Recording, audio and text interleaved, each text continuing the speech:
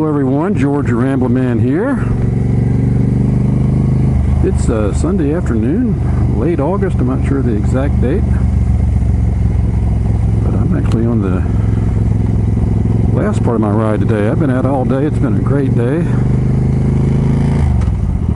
Pretty warm, but sunny. And this is the first time I've really been out at all on my motorcycle since I got back from the Hootenanny in July, so I really look forward to today.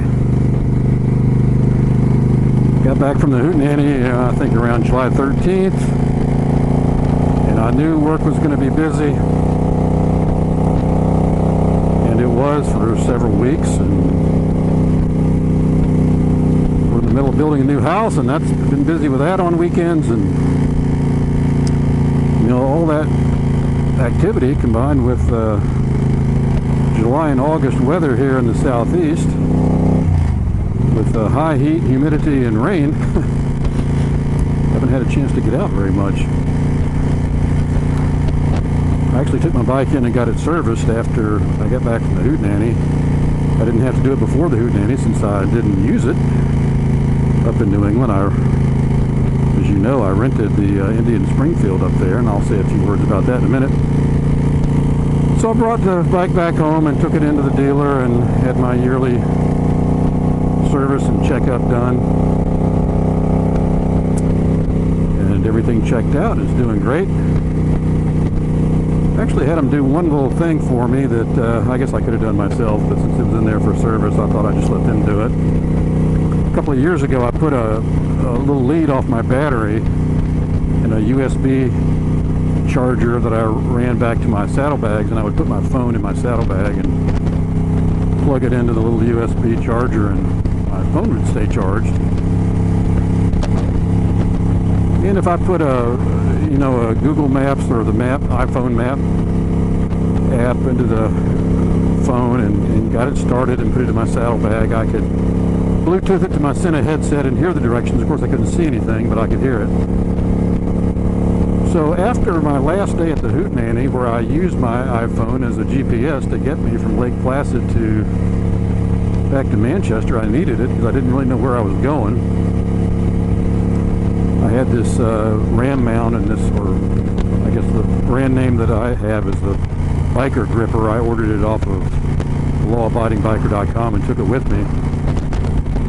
So now I have two of those. You can see I have one here, or I have my little live view remote for my camera, and then I have this other one now that I actually put my phone in, and I rerouted that little USB charger line from the battery up underneath the gas tank, and you can see it's right here behind the phone. It's a little purple lead, and now I can plug my phone in and charge it up and keep it in this handlebar mount, and I can actually see the phone now as well as hear the directions, which I like a lot. I don't know how well you can see it on the camera, and it's kind of late afternoon now, and so I'm not really in the direct sunlight, and I can read the iPhone screen pretty well. It's on its brightest setting,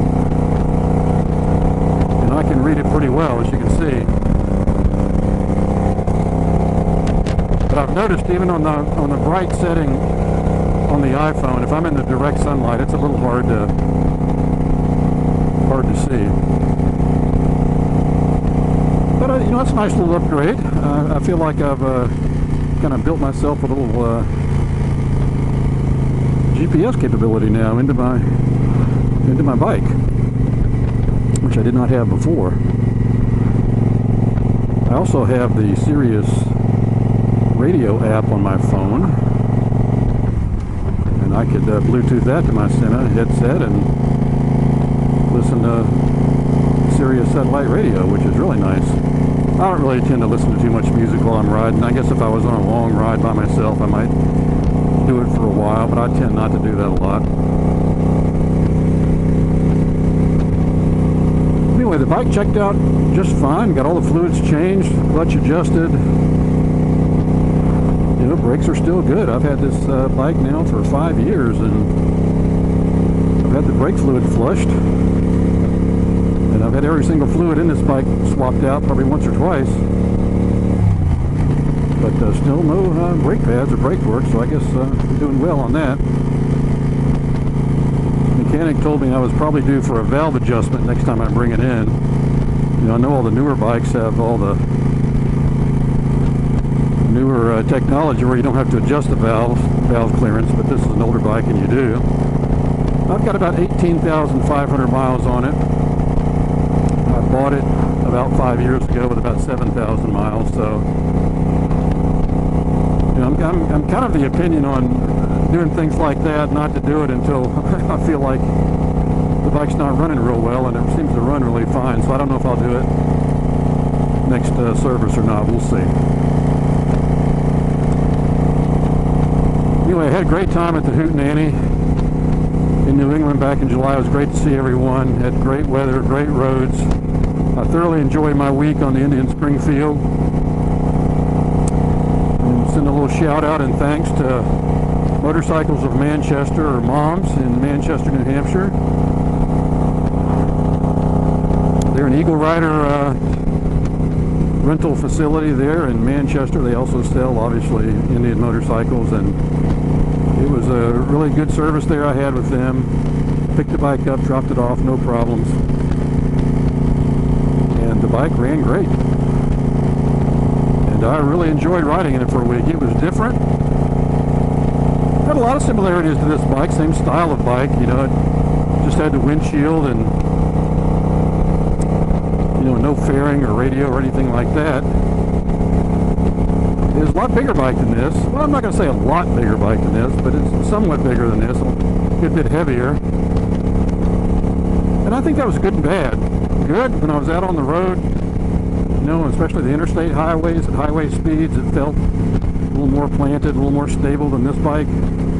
Obviously with the big 111 cubic inch Thunderstroke. I love that name, Thunderstroke. My wife said, you know, whoever from marketing at Indian Motorcycles came up with that name really knows how to market to men.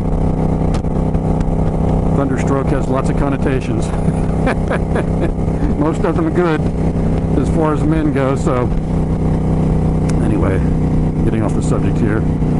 But you know, that was a lot different than this bike, and it was nice to have that extra power. You know, handling wise, I thought the Indian handled real well. You know, this bike handles real well. This bike is probably 150 pounds lighter maybe than the Indian.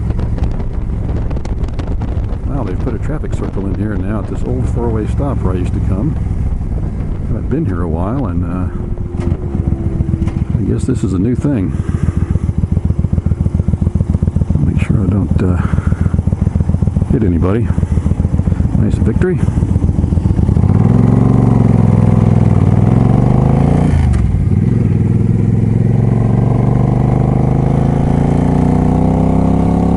Nice having the bigger engine and the Indian for a week. You know, the power was nice to have. You know, I've gotten used to this bike. It's only 800 cc's, and you know, on roads like this and rides like I'm taking today, it's really fine. I don't have any complaints whatsoever. You know, spending a week on the motorcycle though, you know, I really highly recommend if you're in the market for buying a new one. I know not everybody's in a financial position to rent one for a week.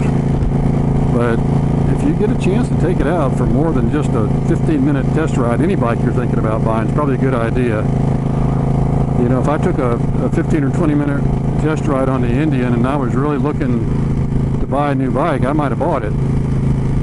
After a week, I still may buy it, but chances are I won't. You know, after spending a week on it, I mean, you read my, or probably saw my review. I had a lot of likes, a lot of dislikes on it. Not a lot of dislikes, a few really. You know, I didn't really think that Thunderstroke 111 engine was quite all it was cracked up to be. Still a wonderful motor, it was beautiful. It put out a lot of heat, and you know, after having ridden the Milwaukee 8 on a Road King this past spring in Arizona, you know, my personal opinion is the Milwaukee 8's a little bit better engine. But that's just, you know, my personal opinion. You know, the stock seat was definitely not comfortable. I found that out after a week. I mean, I've been riding all day. I've been out 3 or 4 hours on my Suzuki today, and I have not had to stop one time because I was uncomfortable on this seat. Now, this is an aftermarket Mustang seat. The stock seat that came on this thing was very uncomfortable, and I'd have to swap out the seat on an Indian if I bought one. That would be a must. But you know, after riding for a week, you know, in my heart of hearts, after thinking about it even a month or so after I've been back, I'm not so sure I need that big and heavy of a motorcycle. And that opinion really kind of applies to the Road King as well. I mean, I love the Road King, but I'm not so sure I really need a bike that big and heavy. You know, especially as I get older. You know, I'm definitely not getting any stronger. You know, and I really analyze the riding that I do. I'm not riding across country. I'm not riding 2-up. I'm not doing a lot of high-speed, high-weight traveling. Most of my rides are on roads like this. So this bike suits me really well, and it will for another couple of years until I get ready to retire, which is not going to be too much longer. But I've been looking at a lot of videos. Stoney and other guys have got the new Heritage with the Milwaukee 8 or maybe even the 114 in it. And I'm really thinking that's probably the bike for me when I get ready to upgrade. A little bit lighter, easier to handle, and you know, all the power that I would need. So we'll see how that goes. You know, maybe in a couple of years there'll be some on the used market that will be a good deal. We'll just have to see about that. Anyway, it's good to be back on my bike, and you know, everything's on it, like I say, checked out real well with the service, and it's, you know, it's 13 years old, but it runs great, never given me a bit of trouble, so I'm hanging on to it. Alright, this is Georgia Ramblin' Man back in Georgia, back on the Suzuki Boulevard, enjoying life and having a great Sunday afternoon ride through the country. Everybody have a great week. Ride safe.